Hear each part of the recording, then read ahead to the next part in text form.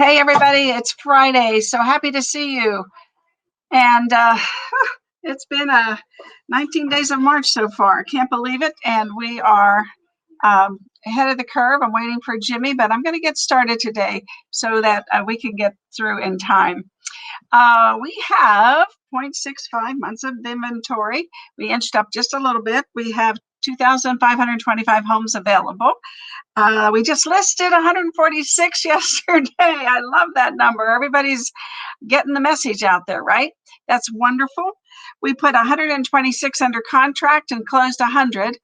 And the average closings per day in March this year is 145, which is an awesome number, everybody. What a great job everybody's doing. It's just really, really awesome. This is just going to be some kind of a year, and we just need to keep this train on the tracks. That's all. Just keep doing what we're doing. So I again will put this in the group without the bottom there so that you can brand it yourself. It'll be a JPEG in the file section so that you can print it out, put it in your pocket, put it in your purse, wear your badge. When people want to know how's the market, you can say, look how the market is. And you know what, when they see, you can just say, I keep track of the market all the time. And here's what's going on.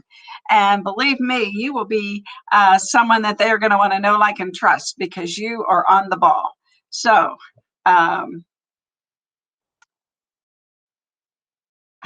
this thing doesn't, I don't know. Hang on, everybody. Make sure we're on. Make sure we're on. Technology.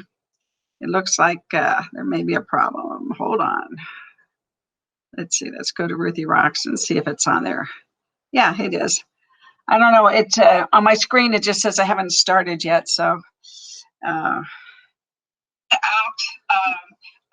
it looks like we're good. Okay, we're on. We're good. Thank you, everybody. Sorry, I freak out. I'm telling you, Kane's on vacation, and I'm so scared I'm going to have a problem I can't fix. So thanks for hanging in with me all the time. And just so that you know, I'm also going to put this in the, let me hide this one. I'm going to put this one up as well because this shows people that, that houses are appreciating and, the units, it's broken down into single family units and condos, which I like. I don't like combining those because I don't think it gives an accurate picture of things. So anyway, Jimmy's coming. Jimmy's coming. Where is he? He's there somewhere. Put your camera on, Jimmy. Ain't got him a new camera. There you are. There he was. Here he comes. Hi, Jimmy. Good morning. We're talking about, we talked about the stats. 145 homes a month are flying off the shelf. I mean, a day. A month, yeah. 145 a day are flying off the shelf. And the good news, Jimmy, is we're average closing 145, and we listed 146 yesterday. So, that makes us happy, right? Right. Absolutely. All righty. Is your microphone connected to your? It is now. We're good. Okay. Turn it down just a tad. It seems kind of loud today for some reason. Is that better? No. Plug it in again. Maybe take it out and plug it in again. Okay. Just try that. Took it out, plugged it in again. Still too loud. It's still pretty loud, but if you can turn it down just a tad. Okay, hopefully that's down pretty much. That's good. Yeah, that's good. Okay. All right, everybody. So then I was just talking, Jimmy, about the single family units appreciating and the growth from last year, which is 12.3%. Now we lost him. Okay, so hopefully he'll be right back. And then the listings were up about 8%. So that's pretty good as far as the listings. Now we know that the numbers haven't come out yet for this quarter because it's not over yet, and we'll see when what the median price home is. So today, hopefully Jimmy will get back here. I don't see him yet though. I'm going to hide this. And what I want to talk about today is we're going to continue with the buyer's guide. And it is 19 pages long. So I want to dissect it. And hi, Karen. Good morning to you. Good morning, morning. Good to see you. Good to see you. Thank you for joining us. Exciting to be Friday. And we're just, I'd love to know in the comments, how your agents are doing. Are they doing more listings or more sales? Because I know you have an awesome group of agents. So what's the tipping point there, or is it about even? Anyway, so to get on with it, hopefully Jimmy will come back. So when you're approaching this buyer's guide, which as soon as Kane comes back on Wednesday, we'll have it posted. In the meantime, I'm actually trying to edit it so that it's better. This is not something that hi, good morning, Frank, good morning. I'm reaching out to everybody. Like if you have comments or things that you think need to change, because I changed some things last night from yesterday's. I didn't think it was really clear. And so here now, the question today is, do I really need a 20% down payment? So the idea of saving for down payment, holding you back from buying a home right now. You may be eager. Jimmy's back. Jimmy's back. Where'd he go? Well, I'll see him as soon as he comes. I'll hear him anyway. Anyway, let's keep going. So today there's still a common myth that you need to come up with 20%. And a lot of people really believe that you do need to come up with 20%, but you most likely don't need a 20% down payment. And now the 20% is where you don't have to pay the mortgage insurance. So that's one thing that we know. And most people don't want to pay it. But with the low interest rates, and I was going to ask Jimmy when he comes back on, and maybe you all know,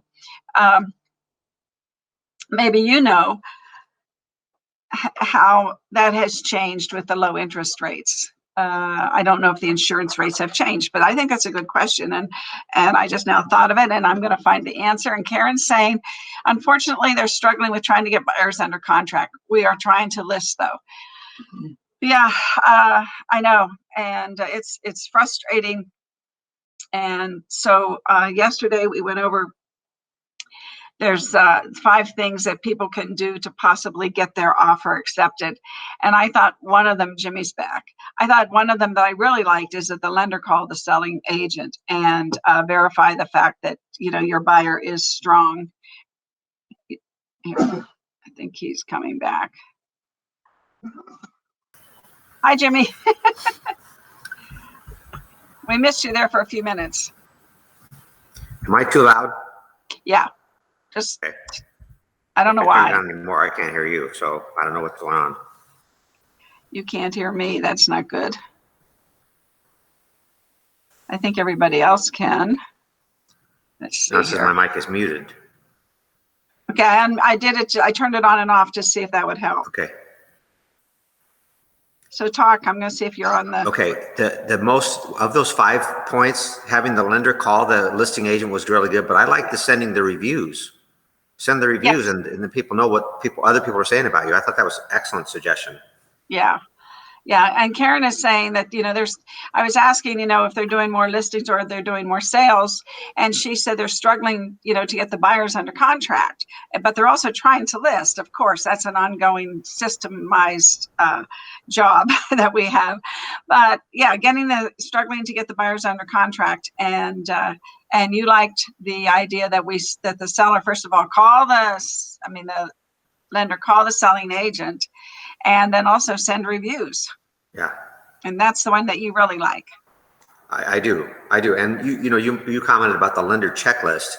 When the lender says we've got this and this and this, these are all done, the lenders put it in writing for the listing broker to see, look, this loan's halfway done here. Very important. Yeah, those are good suggestions. So we're talking today about the 20% down myth. And a lot of people think that they need 20% down. And I thought of this, Jimmy, and I for the first time since the interest rates got so low. Do have you know, and I have no experience here with this question, so maybe you do, but is the mortgage insurance lower too now? Is the rate lower, or the amount of, if they don't put 20% down? I haven't heard that. Yeah. But I was just wondering how that impacts, when you put less down. I'll have to look at a settlement statement. Well, I would be surprised if it didn't lower, because there's been a lot less foreclosures the last 10 years. Mortgage Right. insurance, covers for foreclosures, and we haven't had that. Exactly. So that's a great point too. Great point. So anyway, what the survey has, Freddie Mac says that the most damaging down payment myth is it stops the home buying process before it can start, because people think they need 20% down. So I think it's our job to get it out there, that people don't know. Obviously, we're doing a pretty good job, Oh, here's another one Karen has. We are getting blown out because of waiver of appraisal condition, paying way above list, and cash buyers. Yes. Yeah.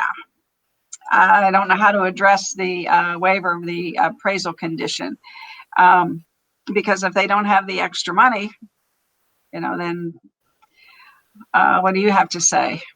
Well, there's still other ways for them to get out. If they allow for the appraisal contingency and they shorten that up, or they take it out altogether, they still have to qualify for the loan.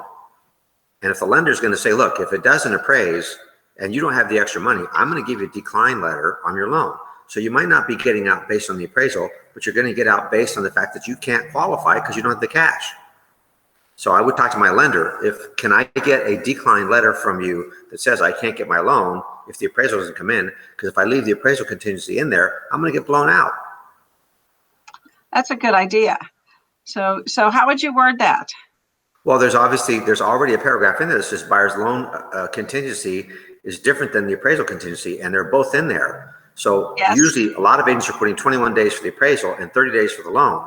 If you take out the appraisal, you still have 30 days for the loan.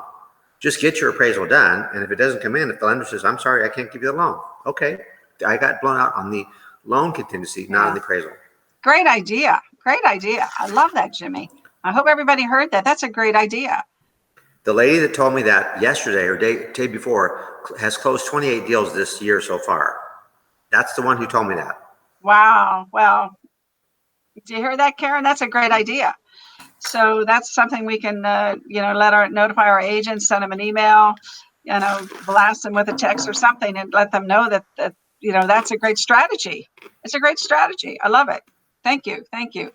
And Frank, you're saying, yes, you do, but I forget. Yes, you do. I don't know what yes, you do to what. So come back and let us know. Let us know. Yeah. So, okay. So we're going to keep moving here. Frank, you can come back and we'll interrupt. So today's median down payment is less than 20%.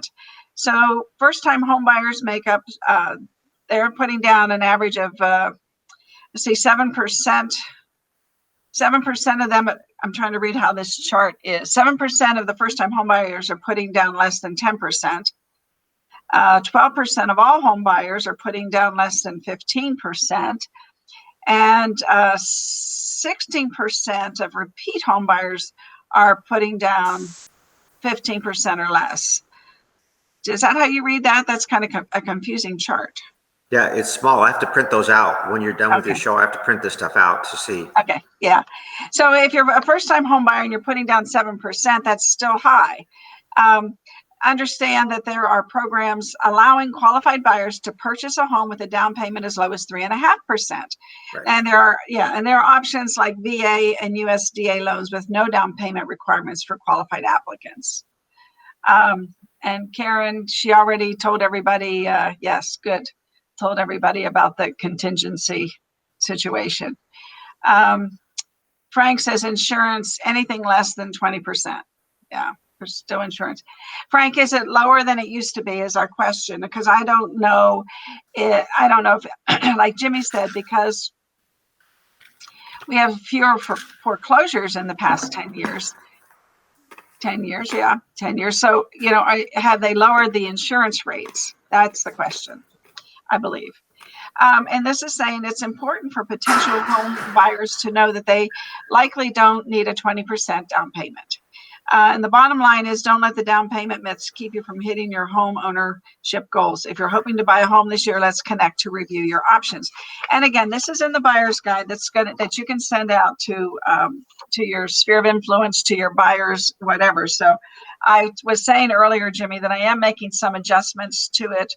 So because some of it I think is hard to understand.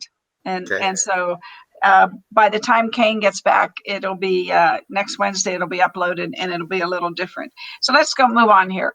So we're talking about things to avoid after applying for a mortgage. And this is really cool because a lot of people don't know this, and a lot of lenders think that we know it, and so they don't tell us, right? So you have to be consistent when applying for a mortgage. And so you need to be just sure to discuss this, with any changes in your income as well. So you don't want to change your bank accounts. You don't want to apply for new credit cards, and you don't make any large purchases like a car or furniture. And you don't deposit cash into your bank accounts before speaking with your bank or lender. Now, I'm not sure about that one. That one's a new one to me. Do you know why they say that? Well, source of funds. Where'd you get this money? Now the lender says, where'd you got all this money? I need to know where it came from. Oh, it's a gift. Then I need a gift letter. So it's one more step to follow. And you mentioned the furniture thing. That cost one of our buyers their house. They went out, they decided to furnish their house. They went to a furniture store. The furniture store said, we have credit right now, like 0% or 1% or whatever. So they got credit at the store and it blew out their loan. Wow. Yeah, not good. I understand. Yeah, and don't co-sign other loans for anyone. And we've lost deals because the father decided to co-sign on a car loan for his son. So you don't want to do that either. Right. So yeah. And Frank, let's chime in here. Frank says, did one with 3% down. Did one with 3% down. Wow, that's that must have. Do you know, was that some type of assistance program, or what was that loan called? Because they're saying 3.5%, but you did one for 3. That's pretty good. Okay, and with today's rates, you're buying the payment, not the price, and not the mortgage amount either. So let's move on here. 5 tips for making a successful offer, and I think that we've gone over this in a previous discussion, but I'm not sure how. Well, we'll go over it because this is from Freddie Mac, and it says, remember to let your home buying team guide you on your journey, not your emotions. Their support and expertise will keep you from compromising on your must-have and future financial stability. Your real estate professional should be your primary source for answers to questions you have when you're ready to make the offer. And so I think that these are really good tips, because these are going out to home buyers, everybody, that perhaps have these questions, but, are afraid to ask them. And then they have to understand their finances and have a complete understanding of their budget and so on and so forth. And for the home buyer, we're advising them the best way to know this is to get a pre-approved for a loan early in the home buying process. And only 44% of today's prospective home buyers are planning to apply for pre-approval.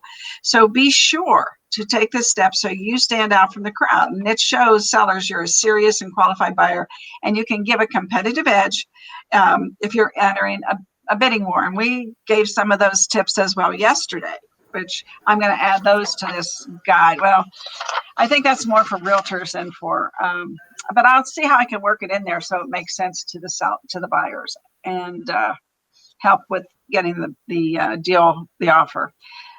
Be ready to move quickly is the number 3. And number 3, so as soon as you find the right home for your needs, be prepared to submit the offer as quickly as possible. And, we're hearing all the time that like Karen's saying, people are getting blown out of the water for different reasons. So I don't know what the answer is to Karen's struggle, because except what you suggested about removing the appraisal condition. But that's the market we're in. I could sit all day and do rental leads. Who was that? Sounded like Sandy. Make a fair offer, of course. Be a flexible negotiator. So that's the other thing. And Jimmy, you always say that all hurt comes from what? Violated expectations. Exactly. And I think that, you want to keep your buyer, you need to manage their expectations through this Right. process and Exactly. tell them what's going on here. I mean, Yeah, if your buyer makes 3 full price offers and they don't get any of those 3 houses, they start wondering about your skills. So you've got to tell them, look, this is the reality of the marketplace right now. We might make 10 offers before we even get one. Right. So then you only make 3 and they think you're great. But if you don't tell them that and you make 3 full price offers, they're looking for another agent. That's true. That's true. And Karen, let me address Karen's question here, Jimmy, for just a second. Where is that going to go there? So Karen, you've been doing all of the above. So here's my question. We put a letter into the group, the home buying letter, that once you know that your buyer wants to buy in a particular neighborhood, that you send a letter to the neighborhood saying that you have a qualified buyer, and tell them that you would like to know if they want to buy their home. And then you tell them a little bit about your qualified buyer, like they like the school district, so that what you're trying to do in the little paragraph about your buyer is legitimize the fact that this is a real person. I'm not just looking for listings. I'm looking for a home for my buyer to buy. And you need to just put that in there. That's open for you in your verbiage, but the letter is there, so it at least gets your imagination kicking in, so that once you know the neighborhood that they want to buy in, you send that letter to everybody and just see what happens, or go door knocking. We have some people in our office that absolutely love to door knock, and it's amazing what results they're getting out of door knocking. Karen, some gal the other day, this might be something you could do, especially if you have buyers in a particular price range or whatever. So she took pies to 30 homes, and she got two potential, one potential listing and one potential buyer out of doing that. But so that might be a good idea too. Take a gift to someone and say, here's a pie. I just really want to know if you're interested in selling your home, because obviously people are selling their homes. We're closing 145 a day, which is a record number. So people are selling their homes. So I'm just saying that might be. What do you think, Jimmy?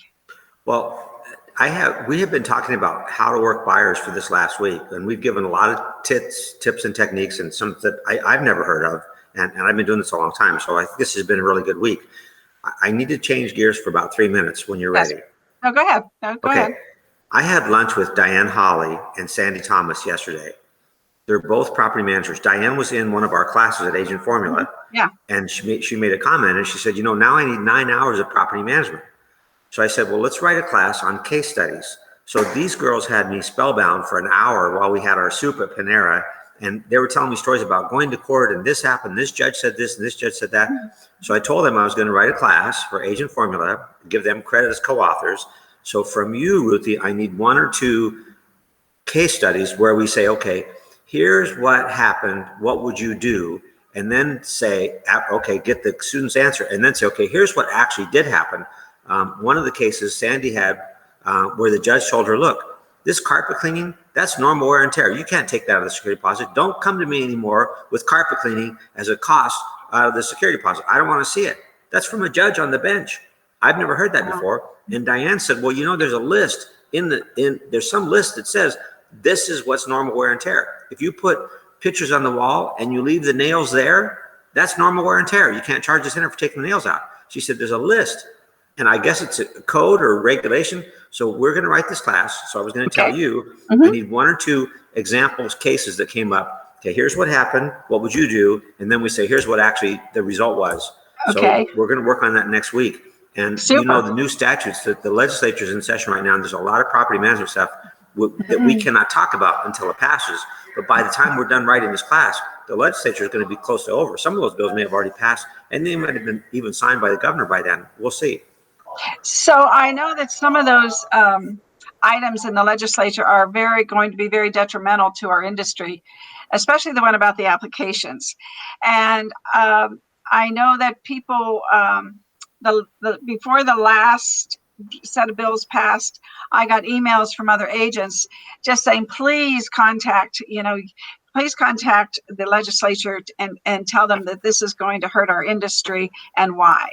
I don't know how many people did that because I think it ended up passing. So, I don't think it's ever too soon to notify the people up in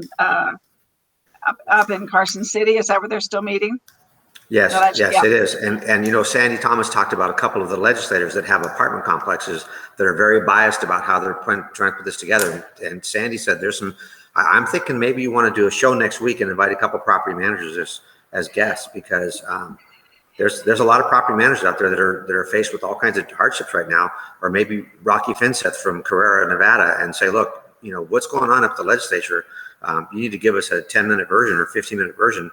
So if we have to make phone calls, they send me a text, an alert, but I don't know what's going on right now out there. And there's a newsletter that I've got to go check out this weekend and find out what is going on up there. Yeah. And, Sandy's one of my poker friends.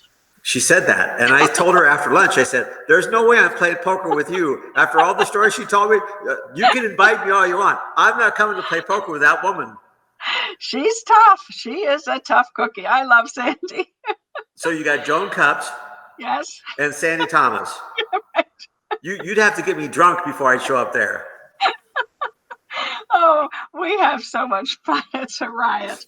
I mean, you would never know we're friends the way we talk to each other when somebody wins and somebody. She said we play for quarters and it's blood money. We're out for blood. I said, oh my God. I forgot about that. Thank you for reminding me. That was hilarious.